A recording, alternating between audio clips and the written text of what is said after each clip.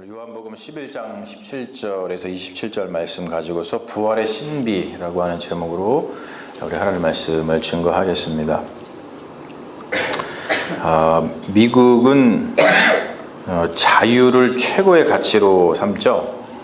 특히 이제 종교의 자유 이런 것들을 굉장히 중요시하게 여깁니다. 그래서 미국에서는 이단이라는 개념이 별로 없습니다. 한국 교회의 교단에서는 이단 대책 연구소 이런 것이 있어서 이단들 속아내고 그러는데, 미국의 기독교 교단에는 그런 것이 별로 없어요. 이 자유라는 것이 참 좋은 것이고 또 인간을 인간답게 하는데 가장 필수적인 요소 중에 하나이긴 한데, 한 사람의 자유하고 다른 사람의 자유가 이렇게 충돌을 일으키거나 충돌을 낳으면 이게 해결하는 것이 참 쉽지가 않습니다. 현재 우리가 흔히 이단이라고 부르는 이단은 대부분 미국에서 생겨났어요. 구조가 그렇습니다.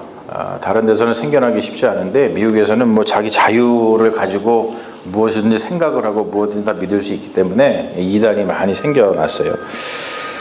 그 중에서도 우리가 잘 아는 이단 있죠. 몰몬교라든지 안식교라든지 또는 여호와의 증인 등이 유명한데, 특별히 여호와의 증인 같은 경우는 그 규모가 굉장히 크고 조직적입니다.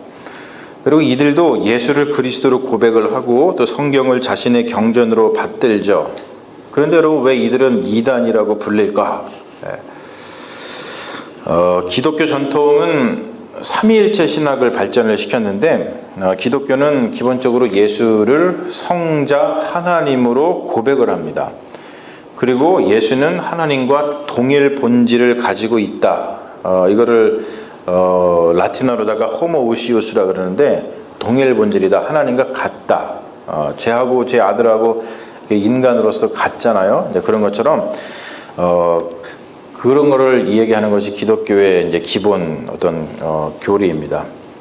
그래서 우리는 예수를 하나님의 아들로 부르는데, 단순히 그냥 son으로 부르는 게 아니라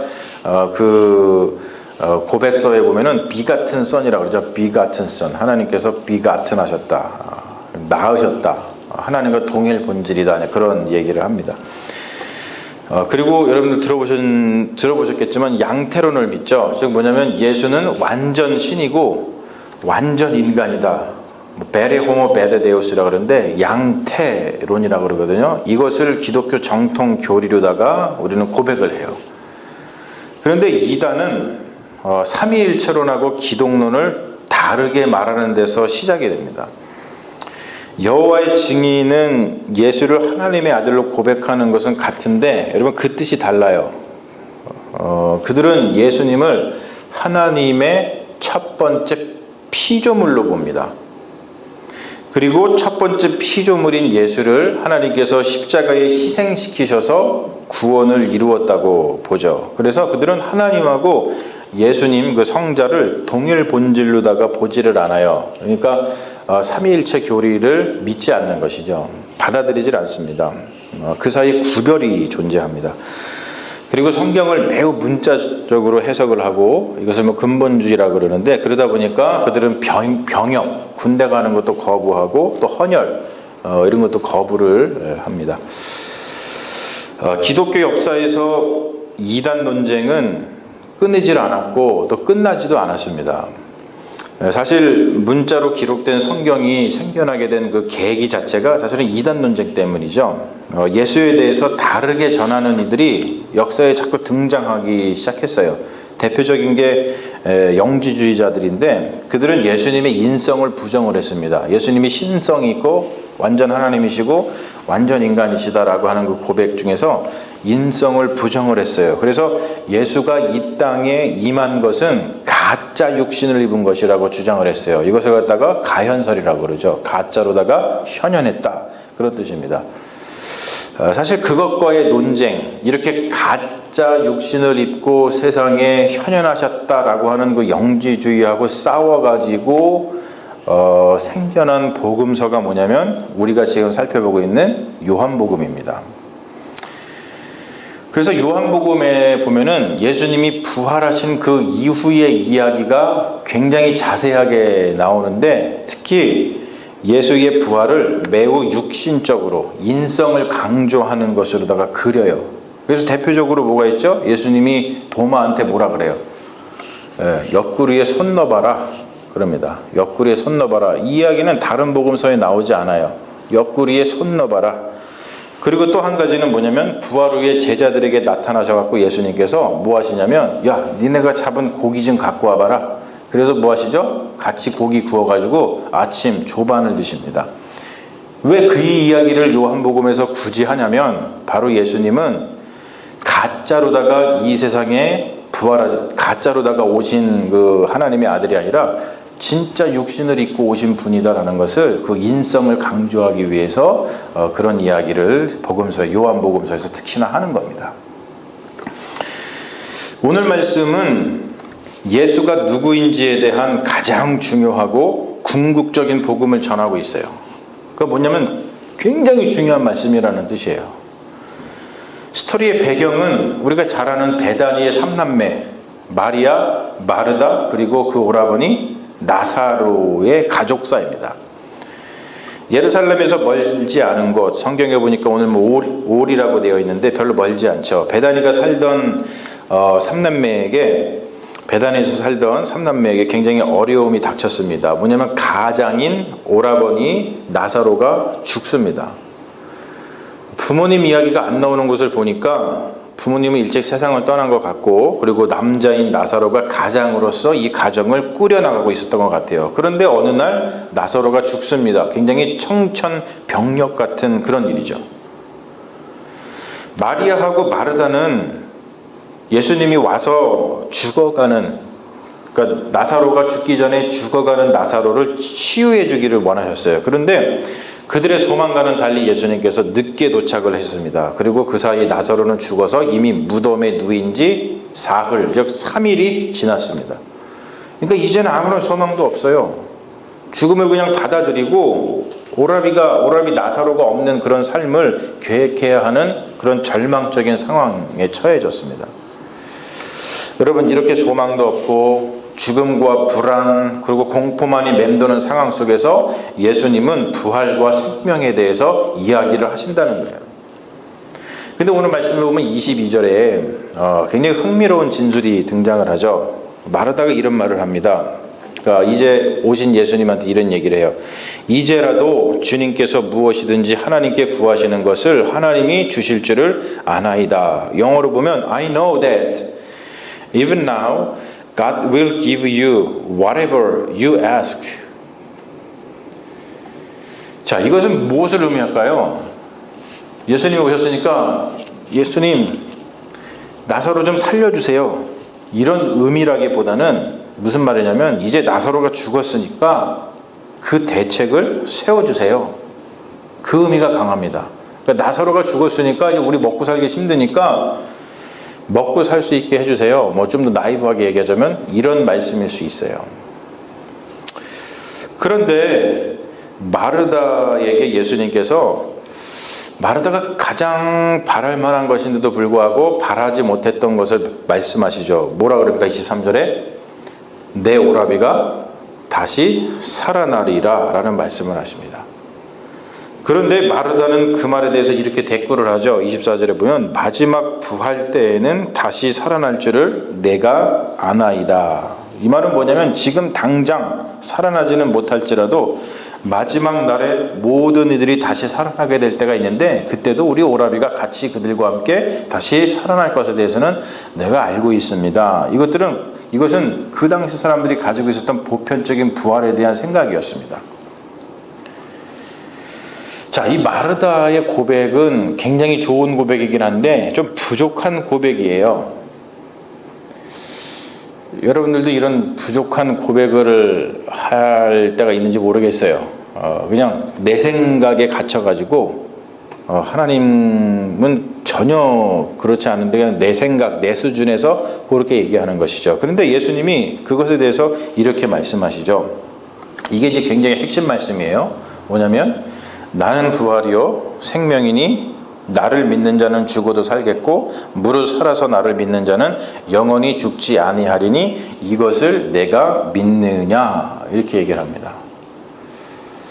여러분, 이 질문은 단순히 마르다에게 던지는 질문이 아닙니다. 이 질문은 뭐냐면 마르다와 같이 죽음을 맛볼 수밖에 없는 우리 인간들에게 던지는 보편적인 질문이에요. 사랑하는 여러분, 여러분 이것을 믿으십니까? 네. 여러분 이거 믿으십니까? 굉장히 중요한 그러한 질문이에요. 네. 성경에서 가장 중요한 질문입니다. 예수님은 자기 자신을 부활과 생명으로 소개를 하고 있어요. 영어로 보면 I am the resurrection and I am the life 이렇게 표현을 합니다. 예수님은 마지막 날에 부활하게 될 사람들 중에 한 명이거나 또는 생명을 부여받는 존재가 아니라 자기 자신이 부활이고 생명이라고 선포를 합니다. 여러분, 이것이 우리가 믿는 기독교의 복음이에요. 가장 중요한 복음이죠. 이것을 부정하면 기독교인이 아니에요. 이것을 믿지 못하면 기독교인이라고 얘기를 하지 않습니다. 예수님이 곧 부활이고 생명이기 때문에 예수님이 있는 곳에, 예수님이 계신 곳에 곧 부활과 생명이 있습니다. 할렐루야. 예수님이 곧 부활이고 생명이기 때문에 예수님을 믿는 자는 곧 부활과 생명을 얻습니다. 믿으시죠? 이게 우리의 믿음이고 고백이에요. 근데 여러분, 한 가지 질문이 있어요. 부활이 뭐죠? 부활이 뭡니까? 선생님, 부활이 뭐라고 생각을 하셨어요? 영생. 영생은 뭐예요, 또 그럼? 생명? 생명이 영원히 있는 거. 그래요. 뭐 잘 알고 계신데 제가 이제 좀 더 클리어하게 말씀을 드릴게요. 부활은 지금 마르다가 이야기하는 것처럼, 마르다가 뭐라 그랬죠? 네 오라비가 살아나리라. 그러니까 뭐라 그랬어요? 마지막 날에 그냥 다시 살아날 것을 믿나이다 그랬어요. 근데 그 마르다가 가지고 있던 생각은 뭐냐면 부활은 그냥 죽었다가 다시 그냥 살아나는 것을 얘기를 부활로다가 생각을 합니다. 근데 부활은 단순히 죽었다가 살아나는 것이 아닙니다. 여러분 잘 기억하십시오. 부활은 뭐냐면 생명의 완성입니다. 완성. 생명의 완성을 부활이라 그래요. 부활과 생명은 같은 것이에요. 우리가 가장 관심을 가져야 할 것은 다른 무엇이 아니라 부활과 생명이죠. 생명입니다. 생명. 다른 말로 부활과 생명이 우리 인생들에게 가장 중요한 것이기 때문에 부활과 생명이신 예수 그리스도에게 우리가 관심을 갖지 않을 수가 없습니다. 왜냐하면 예수님이 곧 부활과 생명이시기 때문에 그래요. 예수 그리스도가 우리에게 희망인 이유는 그 예수 그리스도를 통해서 우리는 생명의 완성을 알고 생명의 완성이 있다는 것, 그리고 생명의 완성이 어떻게 된다는 것을 알고, 그리고 그 생명의 완성을 성취할 수 있기 때문에 그렇습니다. 여러분, 이 세상 그 무엇으로도 생명을 완성하고 생명을 성취할 수가 없습니다. 그게 성경의 메시지죠. 하나님 외에, 즉 예수 그리스도 외에 생명을 완성할 수 있다고, 생명을 성취할 수 있다고 이렇게 꼬드기는 모든 것을 뭐라고 부르죠? 그거를 우상이라 그러는 거예요. 내가 너의 생명을 완성해 줄게, 내가 너의 생명을 성취해 줄게, 이렇게 꼬드기는 것을 우상이라 그럽니다. 하나님 외에, 예수 그리스도 외에. 그런데 여러분, 생명을 완성하고 또 성취하기 위해서 하나님 우리 주 예수 그리스도를 바라보지 않고 다른 것을 바라보는 것을 뭐라 그래요? 그거를 우상 숭배라 그러는 거예요. 우상 숭배라는 게 다른 게 아니에요. 생명이, 부활이, 즉 부활, 생명의 완성이 예수 그리스도에게 있고 예수 그리스도를 통해서만 성취될 수 있는데 생명의 완성을, 생명의 성취를 자꾸 다른 것을 통해서 하려고 하는 것이 그게 우상숭배라고 하는 거예요. 여러분, 우리가 그러고 있지 않습니까? 자, 그렇다면 여기서 또 한 가지 우리가 한 단계 더 나아가서 우리가 예수를 믿어요. 다 고백하고 있잖아요. 근데 우리가 예수를 믿는 그 믿음 안에서 생명을 완성하고 생명을 내가 지금 성취해 나가고 있다는 것을 우리는 어떻게 알 수 있습니까? 내가 예수를 믿었어요. 예수님이 생명이시구나. 예수님이 부활이시구나. 예수를 믿으면 생명의 완성이 이룰 수 있구나. 예수님을 믿으면은 예수를 통해서 생명의 성취를 할 수 있구나. 라고 고백을 하고 알고 있는데, 그러면은 그 예수 그리스도를 믿는 믿음 안에서 생명을 완성하고 성취해 나가고 있다는 것을 우리는 어떻게 확인할 수가 있습니까? 네, 성령님. 그게 뭐냐면 다른 말로 표현해서 그게 사랑인 거예요. 사랑. 생명을 완성하고 생명을 성취해 나가는 자에게는 뭐가 풍성해진다고요? 사랑이 풍성해집니다. 생명이 풍성해집니다. 생명을 향한 사랑이 풍성해져요. 생명의 완성은 다른 말로 하면 뭐냐면 하나님하고 이렇게 합의를 이루는 거거든요. 근데 여러분, 하나님은 성경에서 뭐라고 얘기를 해요? 하나님은 사랑이시라. 그러므로 생명의 완성과 성취는 사랑의 완성과 성취와 동의어예요.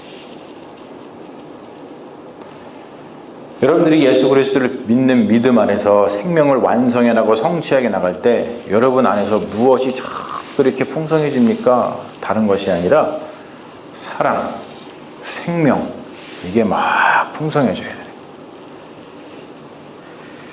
그러나 여러분, 세상을 보십시오. 우리가 목격하는 사랑과 생명의 풍성함은 매우 적고 죽음의 냄새를 풍기는 죄악이 이 세상에 너무나 충만해요. 이틀 전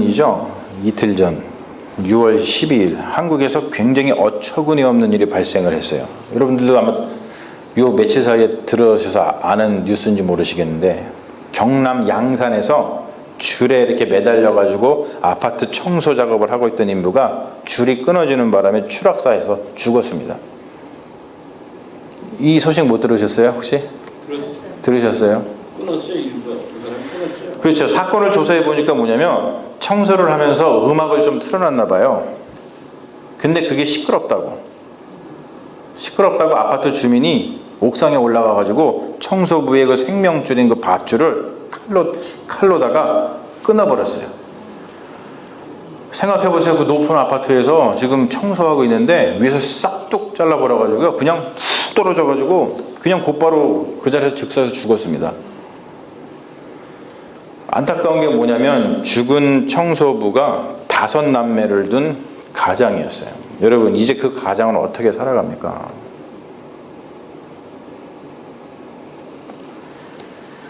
사람들의 마음속에는 이해와 사랑, 이것은 온데간데 없고 그냥 악만 남은 것 같아요. 왜 그럴까요? 정말 왜 그럴까요? 여러분, 그들에게 필요한 것은 그들의 삶을 윤택하게 만들어주는 재물이라든지 그들의 삶을 빛나게 해줄 명예가 아니라고 생각을 합니다. 그들에게 정말로 필요한 것은 부활이요 생명이신 우리 주 예수 그리스도인 줄로 믿습니다.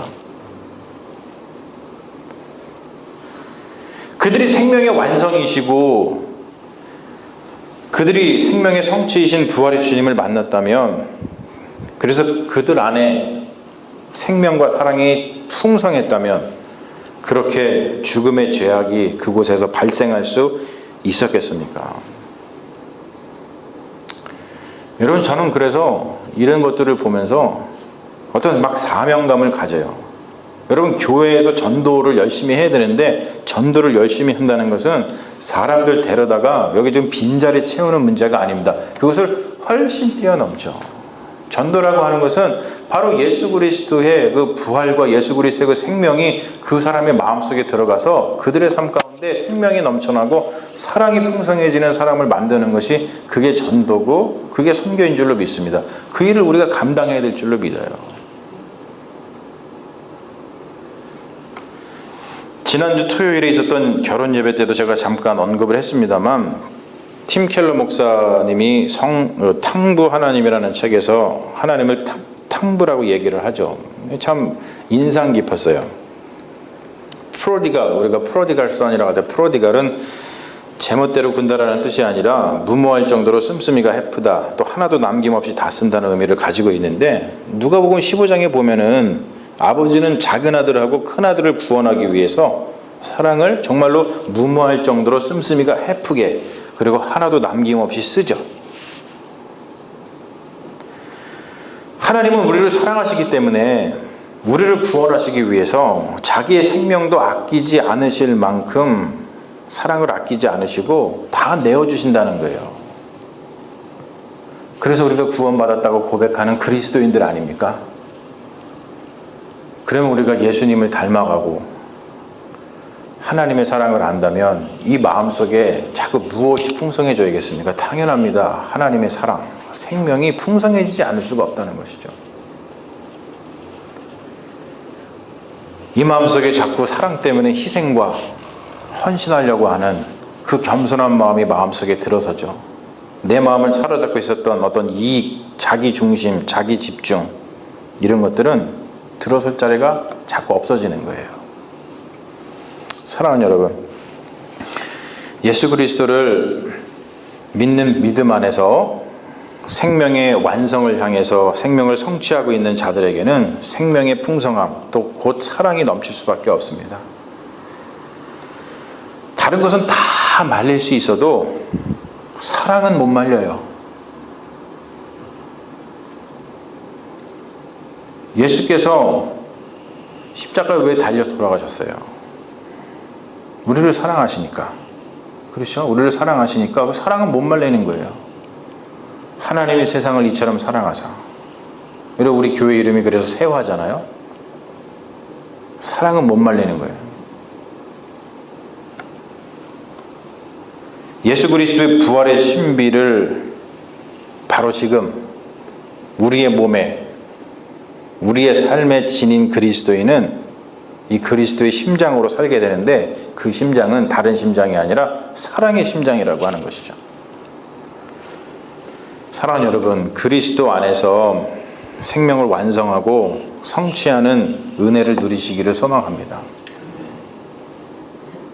나쁜 마음 먹었다가도 하나님의 사랑 때문에 그 하나님의 사랑을 이기지 못해서 하나님의 사랑으로 모든 것을 덮는 그 이해와 사랑이 우리 마음속에 가득했으면 좋겠어요. 그 사랑을 전하기 위해서, 그래서 이 세상을 좀 더 천국으로 만들고 좀 더 아름다운 곳을 만들기 위해서 우리 세화 공동체가 하나님께 크게 쓰임받았으면 좋겠습니다. 여러분, 그러한 비전을 가지고, 그것이 우리 비전인 줄로 믿습니다. 그런 마음을 가지고 우리 서로 뜨겁게 사랑하면서 예수 그리스도의 사랑을 세상에 전하는 믿음의 공동체가 되기를 주님의 이름으로 축원합니다. 아멘. 잠시 기도하겠습니다. 아버지 하나님, 오늘 너무나도 핵심적인 복음을 듣습니다. 이 복음 외에 어떤 다른 복음이 우리에게 있겠습니까? 우리의 믿음이 흐려지고 우리의 사랑이 소멸되어 갈 때 다시 한번 이 복음의 메시지를 듣게 하여 주시옵시고, 나는 부활이요 생명이라고 하신 예수 그리스도의 이 말씀을 마음속에 품고 예수 그리스도 안에서 생명을 성취해 나가고 완성하는 믿음의 자녀 되게 하여 주셔서 사랑이신 하나님을 우리 삶 속에서 증거하고 그 사랑과 생명이 넘쳐나는 그 풍성함을 맛보고 그것을 나누어 주면서 사랑하는 믿음의 공동체가 될 수 있도록 주님 역사하여 주시옵소서. 감사드리며 우리를 구원하신 우리 주 예수 그리스도의 이름으로 기도합니다. 아멘. 믿습니다. 아버지 하나님.